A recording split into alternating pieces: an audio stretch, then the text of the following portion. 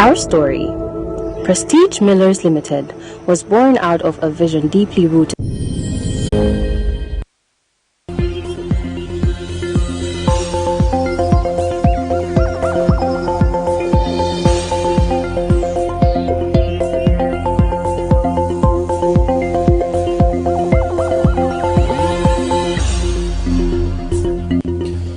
Education authorities commend private education investors for fighting illiteracy in the country.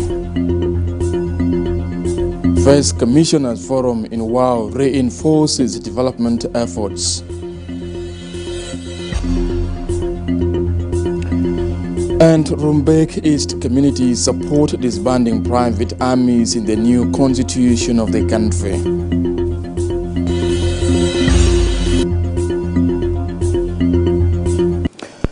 Hello, good afternoon, and thank you for tuning in to SSBC.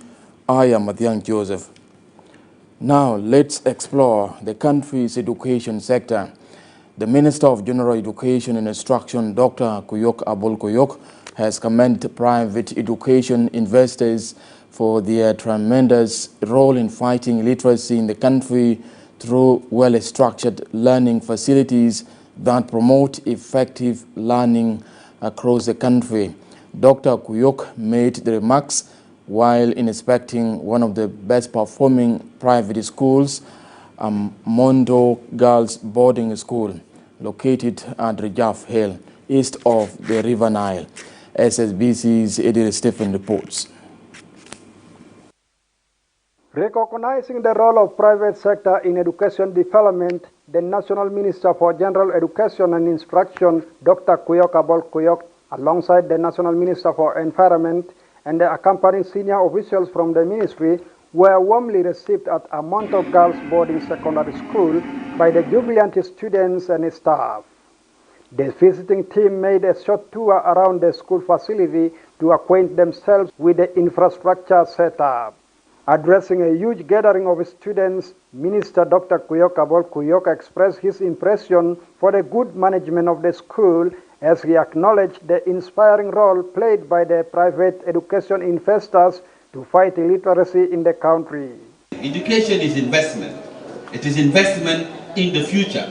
You could have invested in hotels, you could have invested in anything else, but he decided to invest in the future of children of South Sudan. On her part, the National Minister for Environment, Josephine Napon Kasmas, appreciated the efforts made by the proprietor of the school to put the nation at heart to invest in education, adding that the standard of the school is enough to educate children within the country rather than sending them abroad. It's not easy to come up with this idea because not everybody can build a school. But he has tried his best, and I want to applaud him for that. You are not only developing education sector, but you are transforming the young female leaders of this country. And I wonder, why do we take our children out of South Sudan? Meanwhile, we have this nice school which can nation leaders of this country. And the coordinator for National Education Coalition, Dr. Adior Deng, applauds the administration of the school, advising the young girls to embrace their education to become responsible future leaders. On behalf of the school administration, the founder of Amonto Girls Boarding School, Director Noble R.M. Riak, reiterates his ambition to expand his investment in education to many areas beyond Juba to make education closer to the most disadvantaged children across the country through good collaboration with the Ministry of Education. We are educating girls, and as we educate girls, we are empowering women correctly in our country. The old adage says that when you educate a woman, you build a nation. And this is what we are trying at our capacity, and we believe bits by bits will make a big handle in future for our country. Us as the young girls, we look forward greatly to the Minister of Environment, who is a lady like us. We want to become great like her. A Monto Girls Boarding Secondary School was established in 2023 by a patriotic South Sudanese with the vision to improve the quality of education and make it affordable to fight illiteracy in the country. Now, medical authorities have resolved to develop effective mechanisms for improving healthcare services nationwide. This follows the conclusion of the Health Project Review Program, which brought together senior consultants in the health sector. Addressing the program, which reviewed the role of the Health Ministry, the Minister of Health, Sarah Kletu-Rial, stresses the importance of collective efforts in transforming the country's medical sector and commended partners for their continued support to the country's health sector. So we want to correct the steps. Whether it started the wrong foot or the right feet, let us take it from here that it is a collective work. It is not only one person. It is not only the DG for International Health and Coordination, not only between the DG and the Minister. So we want to all be on the same page. But I will believe that the review should have a completely different, because we need to get into the details in terms of how are we going to review the project, because for the first 1 year now, we need to know what parameters, how are we going to do this measurement. It's just 2 points I just wanted to share. The first one, I expected that before the midterm review, I expected that you will share the service package and the parameters that Bank talks about it. Because when we are going to the review, of course we should have an idea that this project should come and do 1, 2, 3, 4, 5 things, and these are the indicators. Our objective is really to make sure we improve on this. And to do so, it's not us alone, it's all of us. So our collective efforts, so we need to put our heads together. And one of the questions that is posed upon us is how is the ministry is going to handle the issue of the integration? How are we going to move, and how are we going to make efficient use?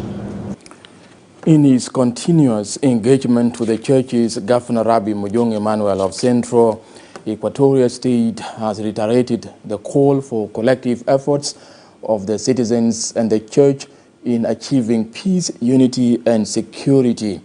Governor Mujong made the remarks while praying with the congregation at St. Joseph's Catholic Church on Sunday. He highlighted the challenges facing the state, including land grabbing, reported suicide cases due to the drug abuse, and presence of all-out opposition groups in some parts of the state, among others. Mujong also acknowledges the distinctive contribution of the churches in the independence of the country, calling for similar support from the church to the government in promoting messages of peace and unity in the country. Another aspect of this calamity land grabbing, it was not there before, but nowadays calamity land grabbing. Why are we doing this? My government has 13 residential areas we want to show to their rightful owners. And I want to tell you, we need cooperation. We need mutual understanding.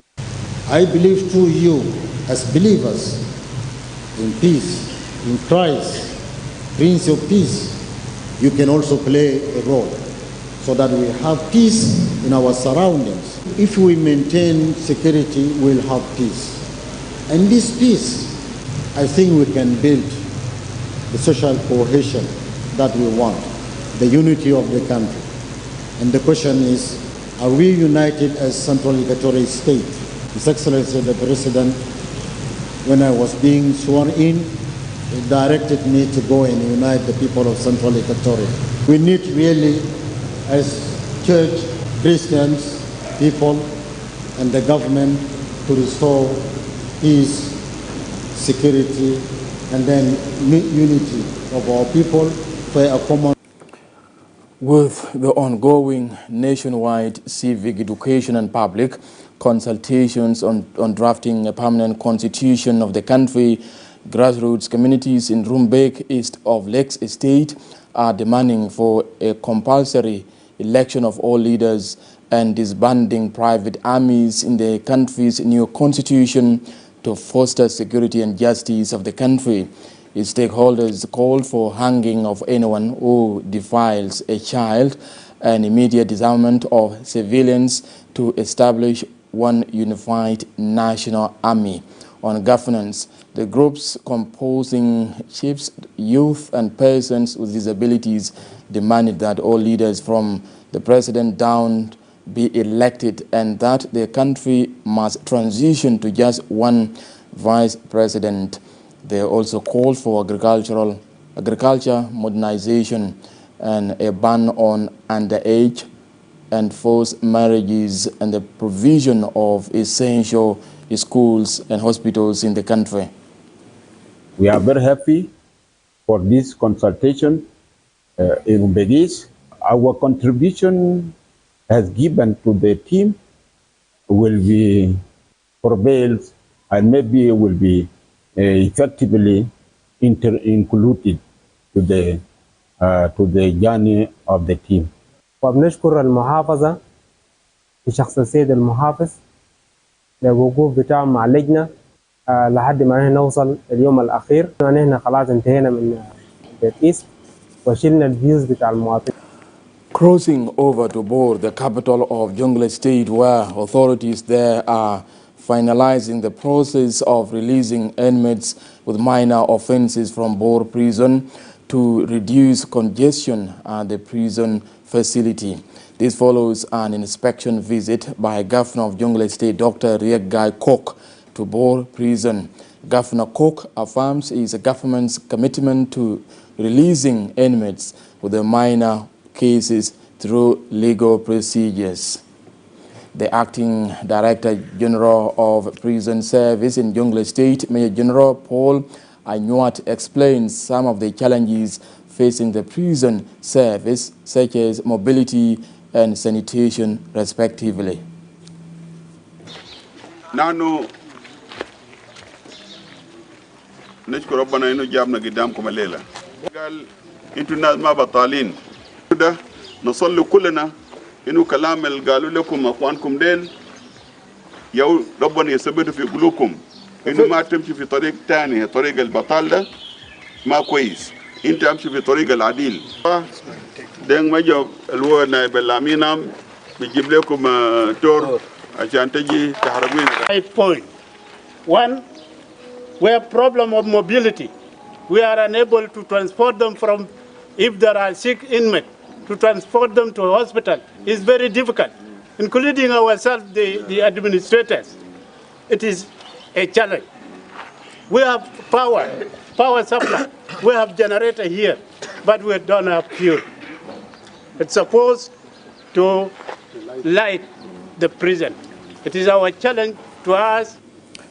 From Bor to Wau, the capital of Western Bargazal State, where the First Commissioners Forum has reinforced collective efforts to promote development and efficient delivery of services to the grassroots populations, respectively. Speaking at the conclusion of the forum, Deputy Governor Zakaria Joseph Garang stresses that forum aligns with the Governors Forum resolutions. Representing the commissioners, Wau County Commissioner Michael Giba expresses gratitude to the state government for organizing the forum, asking all the counterparts to translate the forum's resolutions into action for the benefit of the targeted population in the region. احنا دائما نهتم باهتمام كبير جدا بالتنفيذ بتاعت المقررات ده، وبنشوف انه الكاونتس الثلاثه المدراء التنفيذيين بتاعت الكاونتس الثلاث هم يهتموا بمتابعه تنفيذ مقرر المنتدى الاول للمحافظين ده. يكون في مراجعه منه مع المدير العام بتاع اللوكال جوفرمنت ووزاره بتاع اللوكال جوفرمنت والجفرنس كلاستر، انه لابد ان يكون في متابعه باستمرار لتنفيذ مقررات هذا المنتدى. It was very nice 3 days. first time we, at the county level, in the local government, we came together, and one of the things we have realized is that we must collaborate and coordinate to have success in all what we are doing. We have learned this in Now, shifting focus to humanitarian situation of the country, construction of permanent shelters for internally displaced persons in Kormalang is giving hope for over 400 displaced persons. At least 400 shelters are expected to be constructed by December this year. A project funded by the Norwegian Ministry of Foreign Affairs and implemented by the International Organization for Migration, IOM, in partnerships with the National Ministry of Housing, Land and Public Utilities. Adia Yeldo reports. In the quiet outskirts of Wau, new homes are taking shape, marking a turning point for families who once lived in makeshift tents after displacements since the 2016 conflict that engulfed the country. The internally displaced persons who were once settled at Naivasha IDP camp are expected to be settled in Kormalang.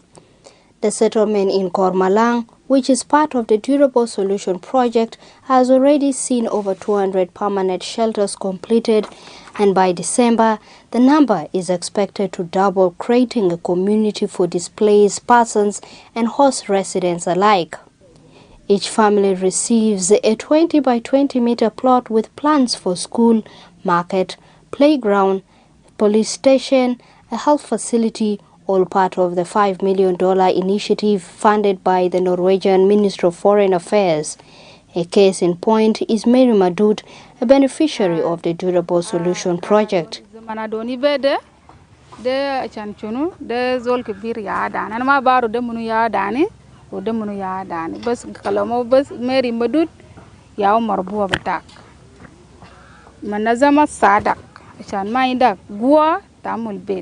Asa ya buga chunu buga quest ashan chunu mafia ya patal lagani po wawinide ane jerid ane jid le zol kabir mafia aja lagani tani.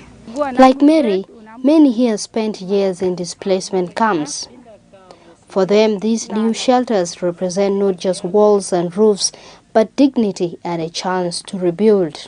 The project also provides jobs and trainings for both displaced families and host community members.